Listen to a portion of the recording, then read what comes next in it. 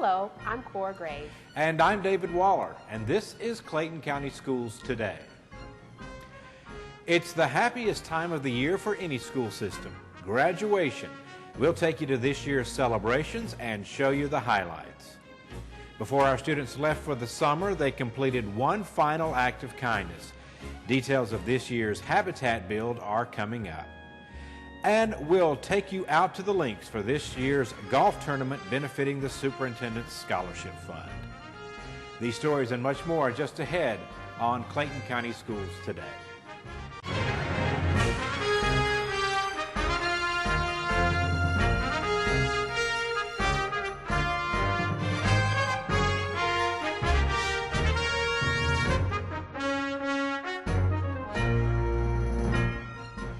Hello again, everybody, and welcome to the June edition of our program.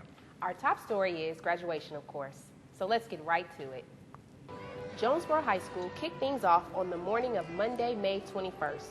Jonesboro had our second smallest class this year with 177 graduates. This enthusiastic group of Cardinals now has diplomas in hand and is off to college, technical school, and work. This was a great way to begin 2 days of celebrations. And a little later on that morning at 11:30, it was time for the Panthers of Forest Park High School to celebrate. With a class of 247, there was a lot to celebrate. One by one, they walked across the stage to pick up their diplomas. You could tell by the excitement from the crowd that this class had worked long and hard for these diplomas. Then at 2:30 on Monday, it was time for the Morrow High Mustangs to shine. This was a big group too, with more than 250 graduates this year. It was a good thing that the festivities were in the Georgia Dome, as the rain began to fall just about the time the Morrow service started. Congratulations to all those who graduated this year. And rounding out the first day of celebrations was Mount Zion's ceremony. The class of 2012 earned more than $2.5 million in scholarships, and that will go a long way toward paying for the next phase of their education. The proud families and friends of these former Bulldogs turned out en masse to celebrate with their graduates. It was an early wake-up call for seniors of Riverdale High School on the morning of Tuesday, May 22nd. They had to be at the Georgia Dome by 8:30 for their 9 o'clock start. The early call didn't dampen the spirits of the 184 graduates who crossed the stage to pick up their diplomas. We wish all the best to this group of former Raiders as they go out into the world to find their way. Monday's Mill High School marched our second largest class this year with 294 seniors picking up their diplomas. That service started at 11:30 Tuesday morning. The No Doubt celebrating went on all day. This group of seniors earned more than $1 million in scholarships and is surely headed toward a successful future. Lovejoy takes the prize for the largest class this year with 337 graduates. With that large number of graduates also came a large number of scholarships. 74 students earned a little over $7.1 million in scholarships. That was the largest amount for any of our schools. We are sure they will use that money wisely as they further their educational careers. And our largest graduating class was followed by our smallest. 153 North Clayton seniors picked up their diplomas at 5 o'clock Tuesday afternoon. You could never have guessed this was a small class by the enthusiasm from the crowd. Even though they had the smallest class of graduates, they pulled in the second highest amount of scholarships with more than $4.5 million. And wrapping things up was the very first graduation ceremony for Charles Drew High School.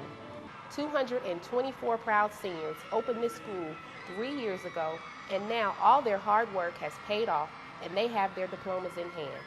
It's not always easy opening a new school, and we are very proud of the first graduating class from Drew, the class of 2012. Our construction technology seniors had one more gift for the community before they graduated. They, along with their underclassmen peers, completed the second of 2 Habitat for Humanity builds for this school year. Our students have been involved with Habitat for 7 years now, and this final project was a renovation job. It's a win-win situation for all involved. This gives these students an opportunity to get out here and actually do the things that we can't do. I mean, we can't really go in and do drywall. We can't paint. we can't roof a house at the school, but we can come out here and they get that first hands-on training in the elements of and I mean, it's just first-hand knowledge that they can't get, and experience. Last year, our students started renovating existing houses that had been abandoned rather than building new houses. This helps the property values go up for the entire neighborhood. Our academic gallery opening is a time when students have a chance to show off some of the work they have been doing during the year. The last one of the year is always the most exciting because students can talk about a whole year's worth of learning. The event was held at the Central Office Complex last month. We have 6 of these openings every year, and the public is invited to see some of this impressive work. Students are selected from half of our schools for each opening, and after an award ceremony, they act as docents for the gallery. The one that is in place will remain on display for the entirety of the summer until we hold our first gallery opening of the 2012-2013 school year in September. By now, you're probably familiar with our 500 Men Standing in the Gap program, but we haven't forgotten about the girls either. Our first 500 Women Standing in the Gap program was a huge success last month at Monday's Mill High.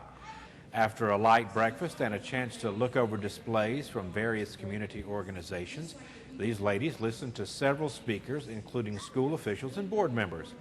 There was also a motivational speaker and breakout sessions for these young ladies and women who attended. The number of attendees far exceeded the expectations of organizers, and it's a good bet that you will see at least 2 of these events again next year. If you attended any of our graduation ceremonies this year, you may have heard the names of 2 recipients of the Superintendent Scholarship. You are looking at video from our recent golf tournament, which is one of the events that helps fund these scholarships. The tournament, along with Clayton's Got Talent and the annual Step Show and College Fair, generate enough money for 2 students from each high school to receive a $1,500 donation towards their education once they leave our system.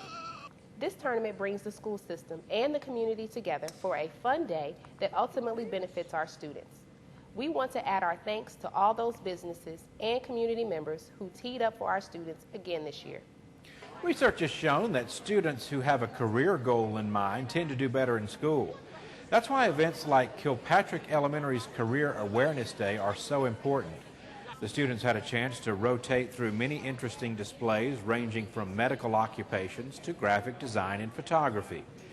The public safety professions, such as police and firefighters, are always among the most popular. These students now have all summer to think about what they saw and how it might fit into their future plans. You hear us talk a lot about parental involvement, and that was never more evident than at North Clayton High's Bring Your Parent to School Day. We have all heard of Bring Your Child to Work Day, so it seems fair that the parents should spend a day tagging along with their students. The objective here is to get parents more involved in the educational lives of their students. This was the first time that North Clayton has done this, but based on the turnout, it's safe to assume it won't be the last. Jackson Elementary is our elementary fine arts school. Last year at Jackson, they partnered with the Atlanta-based Arts Now. The objective of the nonprofit organization is to help bring arts into the schools.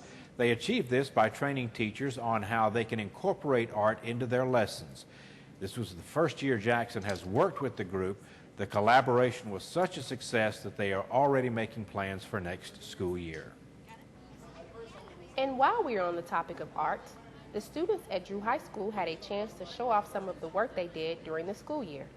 This art show was the first of its kind for our newest high school. You can see that the projects covered almost every modum of graphic art. Many of the students will continue their education in the arts as they head off to universities and technical schools that focus on fine arts. And finally this month, we lost a great man this past year. Kenny White, or KW as he was known by most of us, dedicated his life to the children of Clayton County.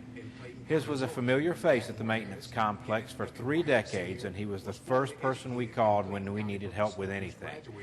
Mr. White passed away during this past school year, and the administration and board decided it would be a fitting tribute to rename the maintenance complex in his memory. Mayor Day of Jonesboro and Commission Chairman Eldrin Bell were on hand to declare it Kenny White Day in both the city and the county. We miss our friend KW, and we know that he would be honored to have this place where he spent so much of his life named for him. And that's going to take us out for this year. Have a safe and happy summer, and we'll see you back again on the first day of school, August 13th.